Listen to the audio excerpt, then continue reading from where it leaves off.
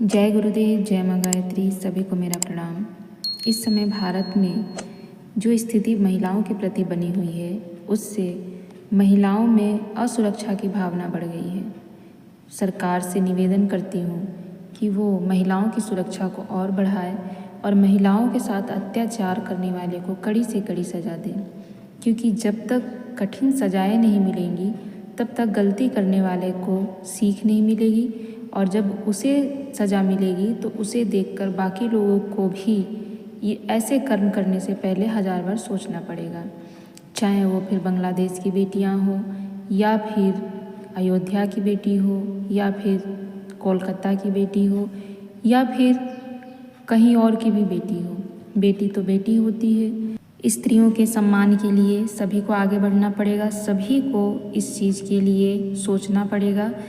अगर स्त्री सुरक्षित नहीं रही तो यह देश खत्म होने में ज़्यादा समय नहीं लगेगा, क्योंकि एक स्त्री इस समाज की, इस देश की जन्मदाता होती है। यदि जन्म देने वाले ही सुरक्षित नहीं हैं तो फिर इस समाज में निर्माण कैसे होगा, और इस प्रकार से तो फिर स्त्रियां आगे बढ़कर कुछ भी नहीं कर पाएंगी। आज जिस हिसाब से स्त्रियां आगे बढ़ के हर एक क्षेत्र में अपने पहचान बना रही हैं, इतना अच्छा काम कर रही हैं, कदम से कदम मिला के चल रही हैं, उनको रोकने के लिए अगर इस प्रकार की प्रक्रियाएं अपनाई जाएंगी तो फिर इस समाज की स्त्रियां कैसे आगे बढ़ेंगी। और इस समाज में अगर स्त्री पीछे रह गई तो फिर इस समाज का विकास कैसे होगा, इस देश का विकास कैसे होगा। बहुत ही गहनतापूर्ण होकर हमें ये सोचना पड़ेगा और सभी को अपने मन मस्तिष्क में इस बात को बैठानी होगी कि महिला सुरक्षा के लिए सभी को कदम उठाना चाहिए, महिला सुरक्षा के लिए सभी को बातें करनी चाहिए, महिला सुरक्षा के लिए सभी को सरकार से अनुरोध करना चाहिए। और सरकार इसके लिए अनेक प्रकार के कार्य कर रही है। सरकार को हम ये नहीं कह सकते कि वो कुछ कर नहीं रही है, पर मानसिकता हमें अपनी बदलनी होगी। हम जो समाज में रहने वाले ये पुरुष हैं, इनकी मानसिकता ऐसी बन गई है कि पता नहीं वो स्त्रियों को क्या समझने लगे हैं। तो ऐसे में आपको अपनी मानसिकता बदलनी होगी, आपको समझना होगा कि स्त्रियां क्या हैं और स्त्रियों का सम्मान कितना ज़रूरी है। आप सबके घर में बहन बेटी सब कोई है, आपको उसी प्रकार से दूसरों के प्रति भी सोचना चाहिए। गुरुदेव ने कहा है नर और नारी एक समान, तो नर और नारी एक समान का मतलब है कि हम सभी को समान दृष्टि से देखें।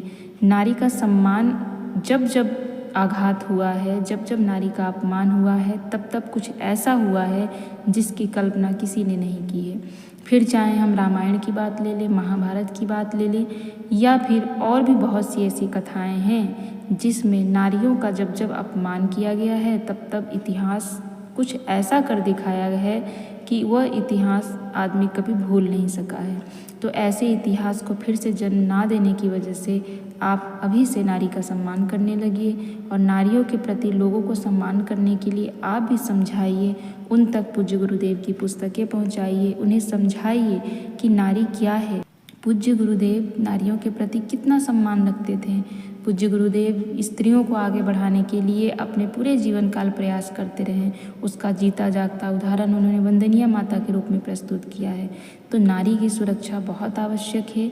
एक बार फिर से हम सभी नारियों की सुरक्षा के लिए आगे आएँ, फिर चाहे वो कहीं की भी बेटी हो, हमारे देश की हो, किसी और देश की हो, हिंदू धर्म की हो, किसी दूसरे धर्म की हो, किसी भी जाति की हो। नारी नारी है, बेटी बेटी है, महिला महिला है। तो सभी का सम्मान करना चाहिए। सभी के सम्मान के लिए सभी को एक होना चाहिए।